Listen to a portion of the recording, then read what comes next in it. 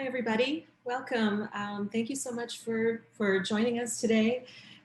This is the Shorts Program Read live Q&A, our third one of the day, and it's just such a thrill to speak with these filmmakers whose works I viewed as part of the Imaginative 2020 programming jury and also today.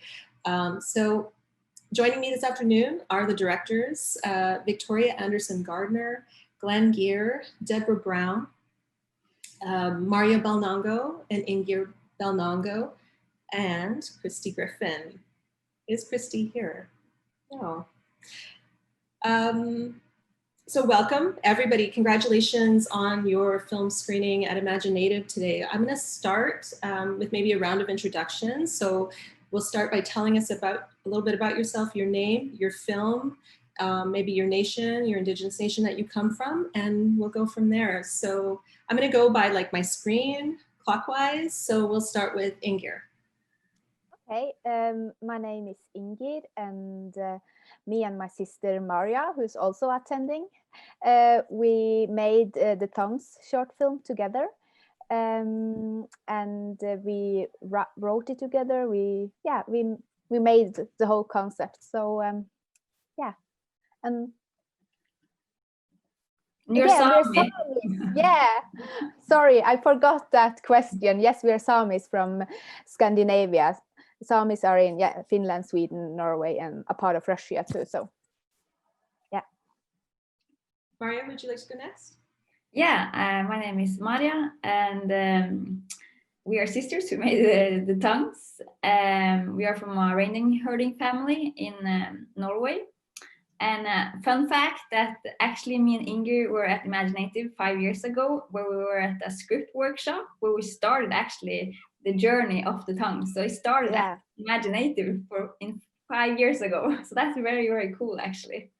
It really is. There seems to be a lot of synergy today in these Q&As because oftentimes like projects have started at Imaginative and now are screening at Imaginative. So that's really good to know. That makes me happy. Glenn, would you like to introduce yourself? Sure. Unasakut Glengear Uvunga.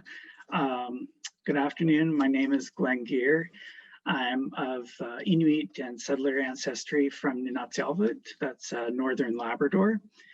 I worked on a short little animation called Katingak Together, and it's basically an archival recording of throat singing that I've kind of reworked and animated to these throat singing animals. So there's a lot of beadwork that's featured in the background. It's very brightly colored, and it's just a short little joyous piece. So that's all I'll say because it's just over a minute long. Thanks for that, Glenn.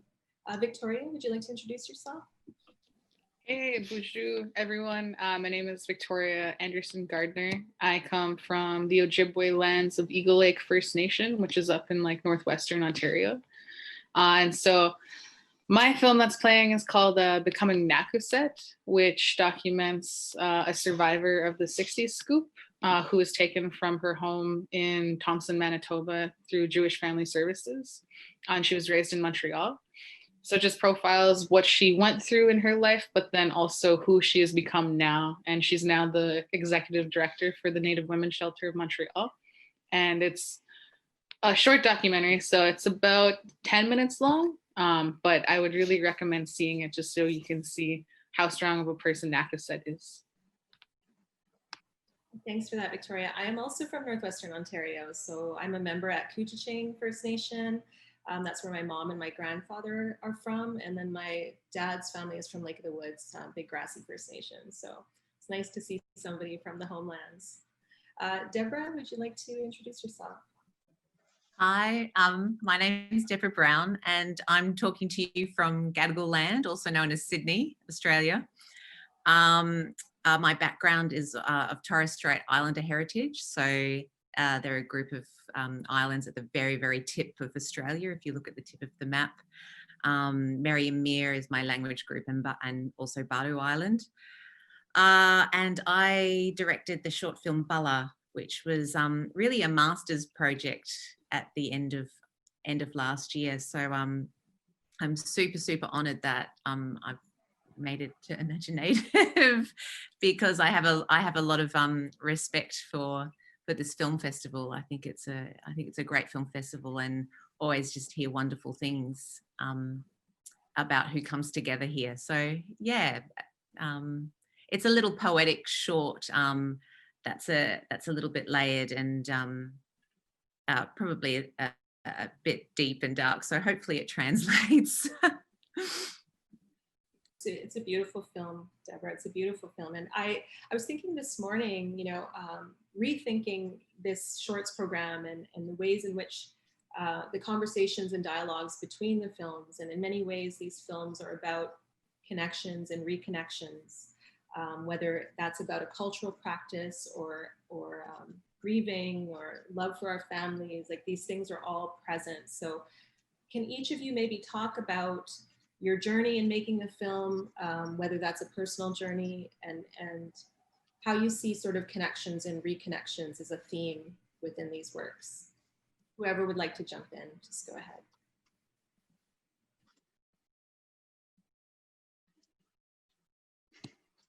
I can start. So my film is really, I feel like it's profiling a lot of intergenerational trauma, just due to like the 60s scoop and my own personal connection with it, just because it's not necessarily has to do with my own family, but my family's been through similar traumas, is that my own mom was a part of the 60s scoop. And so when I was interviewing Nakaset, it almost felt like I was interviewing my own mom in a way, which was really personal for me, just because it really helped me to understand my own parents and the own struggles that they went through during their time. And I feel like anyone who watches the film will really see like this really intimate story of someone's traumas, but also just how they haven't let it necessarily define who they were going to become. And it was something that was really inspiring for me to actually be a part of, which I just hope everyone watches it.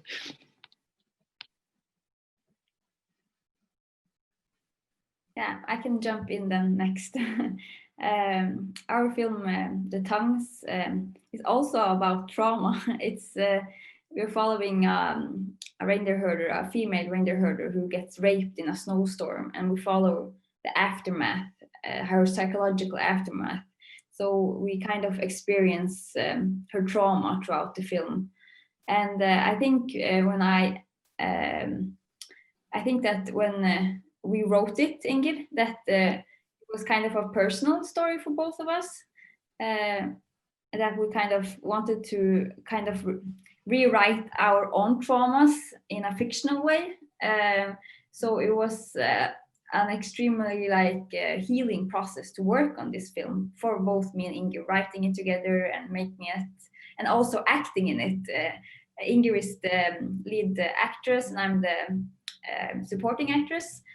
So Ingrid is acting the woman who's we're following in the film, that is wants to fight for her soul survival first and foremost. So I think it's a personal story for me and Ingrid. Do you want to add anything, Ingrid? The funny part is that now we have discussed this, Maria, we could never make this film now because we have healed so much, so we're not the film, yeah. Yeah. Yeah. I'll come in so Glenn can carry it home with something brighter. Because again, my Bala really deals with grief, and I was looking at. I really wanted to explore, because it was my final project to do my master's.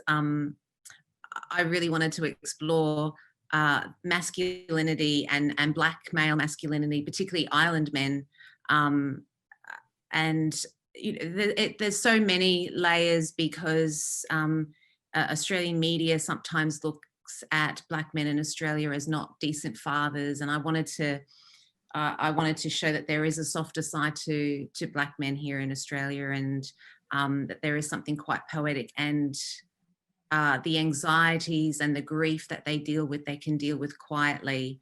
And I also wanted to lift to another side.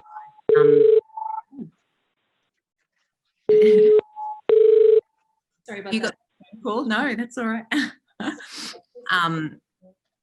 How suicide is often a theme here, and I think I wanted to give an alternative to looking towards hope, rather than that the only answer is suicide. But the connection that I found was actually more behind the scenes, because I was reconnecting with language. Each of the men in my film are related to me. They're either my cousins or my nephews. And one of my nephews speaks our traditional language fluently. So I think that was my connection, not on screen, but off screen, which was great to explore. I didn't know that. That adds something, I think, to the film for me after viewing it a number of times now. Thank you. Glenn? I guess for my piece, because it's not dealing with things like intergenerational trauma or like the 60 scoop or anything. It's more of a connection to the land and to the indigenous animals of the land. It's more a playful, joyous piece. And also, I guess within the piece, a lot of beadwork is kind of featured in this kaleidoscopic background. And for myself, as a man, it's kind of important to engage with things like beadwork or non-traditional kind of processes or crafts. And that's a big theme that sort of runs through all my work. I do a lot of sewing and textural sort of base work based in seal skin and that sort of thing. So yeah, the piece is what it is. It's really short. It's often important for me to take back archival things, either photographs or recordings that often come from a colonial point of view, and to break them open, rework them, and insert some of who I am as like an urban indigenous person within that, and to make something that's celebratory, that maybe offers a place of hope. I always think, like in my work, I try as, you know, as an Inuk, as a queer person, to insert myself and to create a space, not only for myself, but for other people, and to hold that up to a higher place, maybe.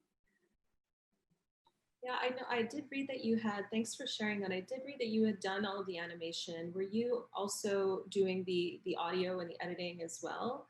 No, the audio is the archival piece. So that's an old piece that I found through the CBC archives. And I think it was probably recorded in the early 50s.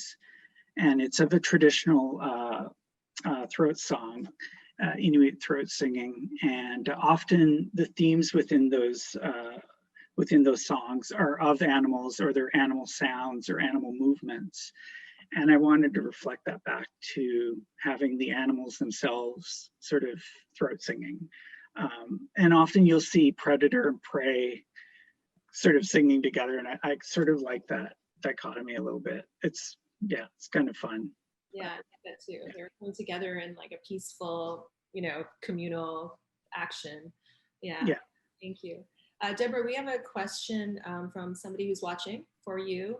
And the question is, how did the idea to make such a layered film happen? Well, I had just completed a long career as a dancer. So I had danced, I'm not sure if anyone's familiar with an Indigenous dance company called Bangara here in Australia. And so that was 15 years. And so I was kind of, I was really grappling with how to get more into text-based work and language, because I'd sort of been voiceless for quite some time, because it was all just purely physical. And I think I was just looking at the climate in Australia, and yeah, I think it's layered because my brain is so layered with everything that I want to speak up about and speak against, to all the misconceptions. So I think I just looked at the men in my life who I was close to and not represented, really not represented, because being Torres Strait Islander, we're such a small percentage in Australia. Indigenous people in Australia are 2 to 3%. But of course, that's just one big generalization. We're many countries and many nations in Australia. So I think being of Torres Strait Island descent, not many people are familiar with our culture. Everybody's introduced in Australia as Aboriginal and Islander, but I don't think majority of Australia understand who Islander is. So I wanted to bring in language, and I wanted to bring in the men's physique and their sculpture as a way to not fear a Black man, to make a Black man show that he can be vulnerable. So I think it was more motivated by just misconceptions that I see in media and other people that I meet through my touring. Yeah. Yeah, I think that comes across in the film. Like, I think there's in terms of the figures in the film, the men in the film, like there's a strength and a delicacy to them and how they're portrayed, or like a vulnerability that I thought was really moving. So thank you for that. Victoria, you mentioned sort of, in this film, you're dealing with Nakuset's story, or a story that is deeply personal and painful. How, as a filmmaker, did you approach the ethical concerns around presenting a story, and specifically in terms of what you give the audience and what you hold back? So we were very careful about just the whole process of it all. Like, that was something that I was really adamant about throughout the whole process, especially with the rest of the crew involved. So what I did was I actually did like more of, I would say, like pre-interviews on like just like phone calls with Nakuset, just because since I'm based out of Thunder Bay right now, and she's in Montreal, it's harder to build that sort of connection. So we definitely had like many phone calls. And then on the day that we actually did like the most intimate like interview aspect, we set up the actual camera setup so that she couldn't actually see the rest of the crew. And we used, I forget what the eyepiece is called, but it's like this reflection system where when she looks into the lens of the camera, she just sees my face only. So we made it really personal so that she felt more comfortable sharing such deeply personal aspects of herself with the world. And then we also made sure that she had a support person on set with her, just because it is such a tricky topic, and it's really nice to at least have someone there that you're actually comfortable with. I know I can make her as comfortable as I could, but it's not going to be as much as someone who's like actually in her life. So we made sure she had that. And then after the fact, we tried to make sure that that what was being told was what she wanted to be told. And so it's just like having open dialogue with her throughout the whole process as much as we can. And I personally believe that we've done her story some good justice. And I really hope that as many people will be able to see this as possible, just because it's a really, really touching film, I would say. Yeah, exactly. And I feel like as we're watching it, it never feels exploitive. Like, it feels very empowering for Nakuset, to tell the story. Like, it feels empowering as an audience to see somebody empowered. So yeah, that definitely came across. Thank you. Maria and Inger, we have another question from people who are watching this Zoom. So the question is, could you speak to the weight, presence of the reindeer and nature in your film? yeah, it was very like a natural part of the story when we wanted to take like the reindeer herding society. It was like the basis of the film that we wanted to portray it in a reindeer herding society. So the nature and the reindeers are a very like natural part of that world. So it was kind of very natural to have it in there. But actually, we wrote the reindeers in at the very last draft because we wanted to make the story first about the woman, and then we figured out that the reindeers had to be much more part of the story because the woman was so connected with the reindeers, and we wanted to make that connection very strong, that female main character is so connected to the lands and the reindeers, and we want to show it explicitly also, not only in her soul. Yeah. And me and Inge, we are from a reindeer herding family, so it's a very natural part of our life too. So it was also very natural to shoot it also. It was very, we shot half of the film at our home place actually. So it's very familiar, the nature and mountains. You want to add anything, Ingrid? No, I think you said it all. Like, yeah. I think we only have time for maybe 2 more questions, and there's one from folks watching this for Glenn. So the question is, you bring together a lot of elements, sound, beating, drawing in your work, so it's kind of like a collage. They're curious about your creative process as you bring together these different elements. Could you please share something about your creative process? Yeah, sure. I think with any project that I work on, process is kind of key. It shifts and changes. I think for Kattegat Together, first I came across the original recording, which was through CBC Archives.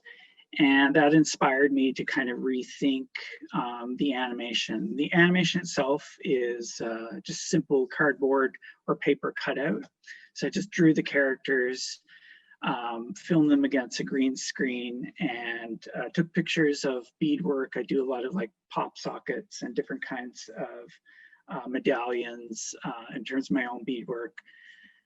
I took photographs of that beadwork and then digitally manipulated them into these kinds of kaleidoscopic backgrounds. So it's a combination of traditional stop motion animation with paper and cardboard, and a little bit of digital manipulation.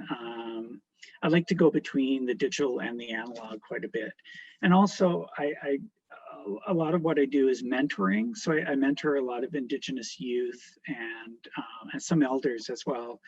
So I try to make that process very transparent and easy to understand for people. So I often invite people into my studio to watch me animate, or just so I can teach them and kind of give back to different communities to demystify that whole process. But I try to keep it very low budget, do it yourself, you know, kind of run and gun, but still make it look pretty. We love that. We love a DIY that still looks pretty. We like that. This went entirely too fast, but maybe we'll just ask one final question. I'm sure that people want to know what you're working on now. So if you all could share, you know, let us know a project that you're working on or what you're doing, what you're up to, that would be great. Yeah, so like me and Maria, we are working on our first feature. So we are writing the script. We are, yeah. It's also set in the reindeer herding society. Yeah, yeah. So it will be more about the romance part. It will not be this raw and brutal as the tongues is. It's more about the romance and feelings. We'll look forward to that. Maybe it'll come to Imaginative in a few years. Yeah. Well, hopefully, yeah.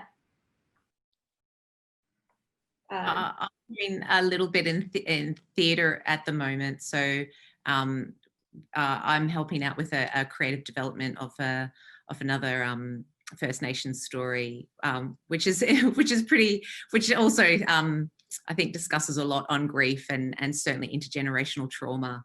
So that's what we've been working on at the moment here. Yeah. I'm currently working on a big installation piece for the new Inuit Arts Center that's opening up, I think, in January or February. That's with the Winnipeg Art Gallery. And so, yeah, I'm working on a mural, sound, projected video. It's going to be a bit insane, but I'm really excited to be working on that.